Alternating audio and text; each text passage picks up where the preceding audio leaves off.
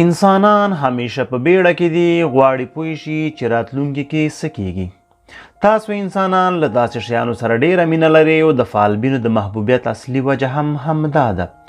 د بیلګې په ډول کتنه کوو د نستراداموس چې د نیمې افسانې سړی و، خو ولې داسې کوم ثبوت هم وجود نه لري چې پوه شو چې رښتیا هم دا ټولې وړاندوېنې د ده وې او کنه، او که څه هم د 21مې پیړۍ د خلکو لپاره کومه علمي پایله نه لري.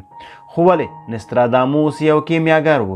په هر حال سټیفان هاوکینګ چې د اوسني عصر فیزیک پوه ده، چې د انسانانو او د ځمکې د کرې په اړه ډېرې جالبې وړاندوینې کړي دي چې ټولې یې رښتیا هم ویرونکي دي. ولې ډارونکي دي؟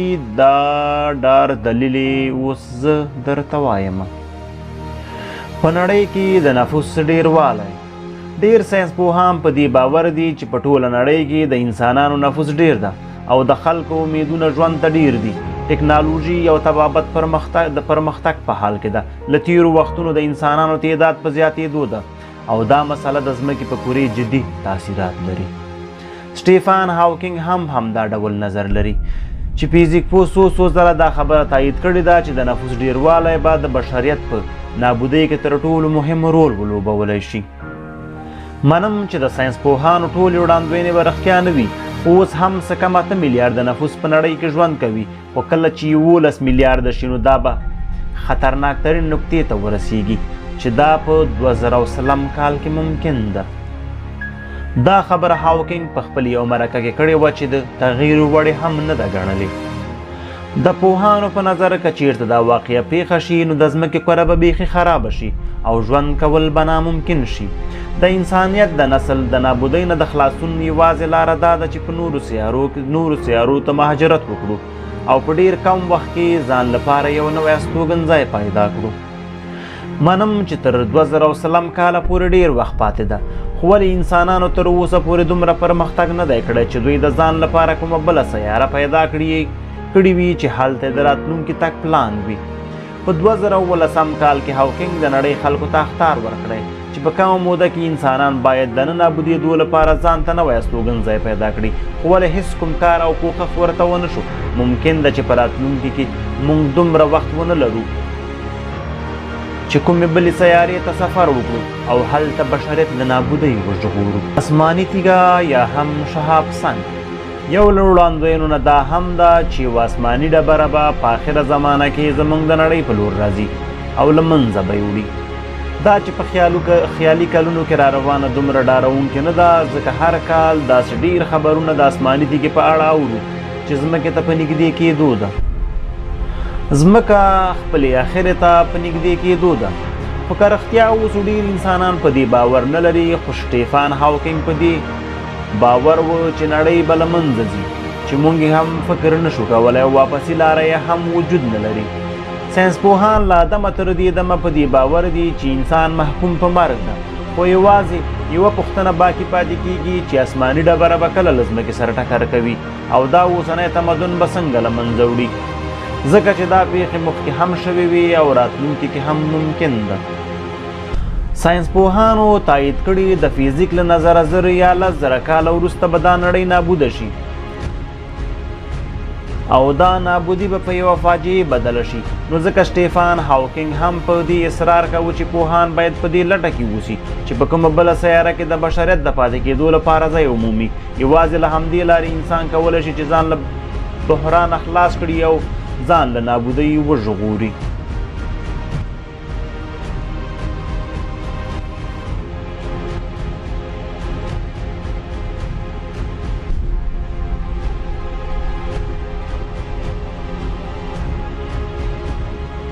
د انسانانو په لاس جوړ شوي روبوټونه هم خطرناک دي. سټیفان هاوکینګ او ټولو ساینس پوهانو کوښښ کړی چې موږ ته خبرداری راکړي چې دا خطرناک دي. پوهیږئ چې ځمکه وړه ده او کنټرول یې هم د پټو ځواکونو سره ده، چې دا بیا تر ټولو خطرناک ثابتېدی شي چې ټول پټ ځواکونه د انسانانو په لاس جوړ شوي دي. سټیفان هاوکینګ بیسي ته په 2014 کال کې ویلي وو چې خپل سري موټر او یا هم روباټونه کولی شي زموږ بشریت نابود کړي. دا خبره مونږ ته د یو ډارونکي فلم په شکل رسیږي، خو ولې څوک کولی شي چې ووایي دا خبره رښتیا نه ده. ولې انسان په ډار کې دی چې خدای مکړه داسې څه جوړ کړي چې خپله هم ماتې ور نشي کړای. مصنوعي انسانان یا روبوټونه ورځ تر بلې پرمختګ کوي او کیدای شي داسې ورځ هم راشي چې بیالوژي هم ورسره رقابت ونه کړای شي او مصنوعي انسانان به د انسانانو په ځای شي. په 2015 کال کې سټیفن هاوکینګ، ایلن ماسک او لسګونو نورو پوهانو یوه داسې پاڼه لاسلیک کړه چې پکې لیکل شوي وو انسانان باید یو څه جوړ نه کړي چې د انسانانو له کنټرول بیرون شي، مخکې له دې چې ناوخته شي باید مخه یې ډب کړو.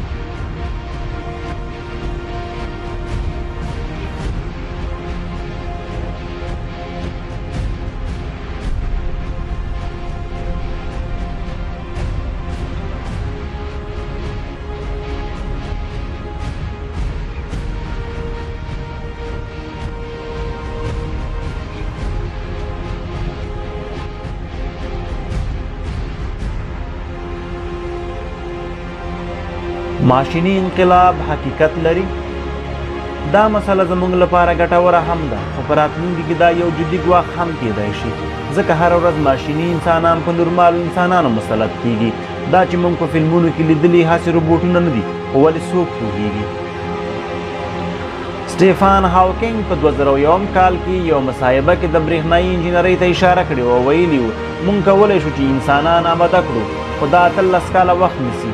ولې بل پلو د کمپیوټر پرمختګ په هرو 18 میاشتو کې 2 برابره کیږي او نوي کیږي. نو په همدې دلیل زموږ ډار ډیر دی، د مصنوعي شیانو تسلط کېدل به په انسانانو ډیریږي.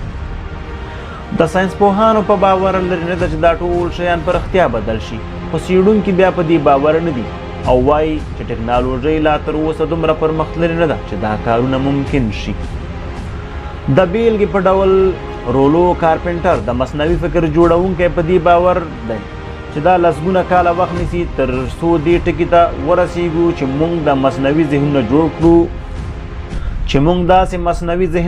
کړو چې هغه له انسانانو سره ډغره ووهي. خو پوښتنه دا ده که چیرته مصنوعي انسانان له موږ هوښیار شول څه به کیږي؟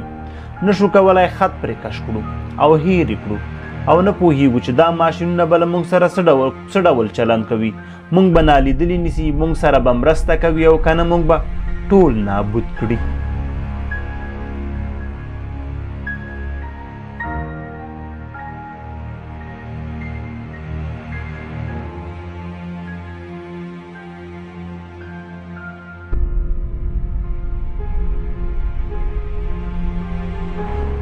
فضایانو سره اړیکې.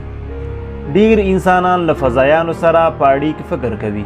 که چیرته آیلین یا فضایي انسانان خپلې ټولې ټکنالوژیانې د انسانانو په واک کې ورکړي او زموږ ټول مشکلات حل کړي، نو د انسانانو په ژوند به ډیر مثبت تاثیر ولري. حتی یو علمي پروژه د سټي په نوم هم جوړه شوې چې د ځمکې شاوخوا د لټون لپاره چې کوم سیګنالونه د ځمکې له نورو برخو د فضایانو لپاره دي چې وکولی شي اړیکې ورسره ټینګې کړي. او که چیرته فضایان له دې خبر شي چې انسانان دلته ژوند کوي، شاید اړیکې ټینګې کړي. ولې سټیفن هاوکینګ خپل نظر په دې اړه څرګند نه کړ؟ خو هغه په دې باور و چې ځمکه نه یوازې د آیلونو توجه جلبولی شي، بلکې د هغوی لپاره به د خوښۍ زیری هم وي. هغه په 2010 کال کې په یو مرکه کې ویلي و چې د یو تعداد منابع چې لاسته راغلي کولی شي فضایان پر موږ حمله وکړي او ځمکه ونیسي، او که چیرته فضایان ځمکې ته راشي نو نتیجه به یې هوبهو لکه د کریس کولمبو چې په لومړي ځل په امریکا حمله کړې وه، او دا حمله بیا د هغو خلکو د نابودۍ حمله وه چې هلته اوسېدل. خو ولې ټول ساینسپوهان بیا سټیفن هاوکینګ سره هم نظره نه وو؟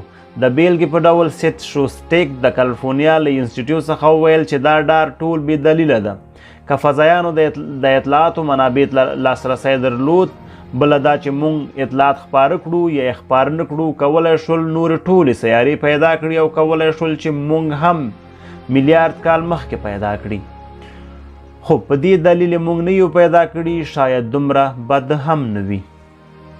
بیا یو تعداد ساینسپوهان دې ته پام وړي شول چې کوم اخطار چې سټیفن هاوکینګ ورکړی و منطقي و، او ډیرو ساینسپوهانو انسانانو ته اخطار ورکړ چې دومره خوشبین مه اوسئ. امکان لري د فضایانو حمله په انسانانو د بشر د نابودۍ اخره حمله وي.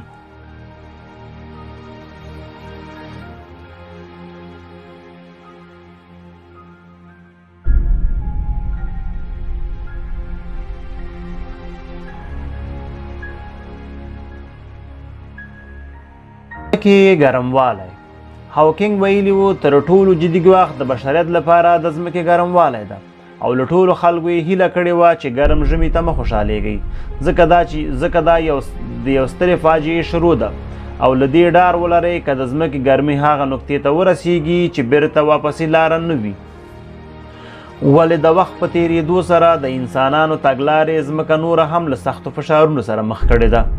ډېر ساینسپوهان او هوادانان په دې باور دي چې د ځمکې د سالمو پاتې کېدو لپاره نه تنها دعا وکړو بلکې د انسانانو د زیاتو کارونو مخه ډپ کړو چې صنعتي انقلابونو هوا ککړه کړې ده او په ډېرېدو ده. د هاوکینګ له نظره دا راتلونکي کې جدي ګواښ ده چې کار ورته ونه کړو نو ځمکه به هم لکه زهره سیاره په شکل شي چې ګرموالی تر 250 درجو پورې رسیږي او په یو داسې ځای به بدله شي چې ژوندي موجودات به هلته ژوند نشي کولی. شاید په اورېدلو یې خوښ نه شو ولې زهره ډېره ورتهوالی له ځمکې سره لري چې لویوالی یې له ځمکې سره مساوي خو زهره لږ لمر ته نږدې ده. ساینسپوهان وایي چې زهره 4 میلیارده کاله مخکې لکه د ځمکې وه او 2 میلیارده کاله مخکې د ژوند کولو لپاره مساعده وه چې د ګرمو ګازونو له وجې اوس نه ده. نو ځمکه هم په همدې حال کې ورځ تر بلې په ګرمېدو ده چې تر څو ټول د یخ غرونه اوبه شي او د ځمکې ګرموالی نور هم په ډېرېدو شي او بیا د ژوند کولو چانس پکې د لاسه ورکړو او شاید بیا پوه شو چې د اقلیم او هوا بدلون یعنې څه. مننه چې له موږ سره مو تر اخره ویډیو وکتله. له یاده مه باسئ زموږ د یوټیوب چینل سبسکرایب کړئ او زموږ له خوندورو او ښکلو ویډیوګانو برخمن شئ.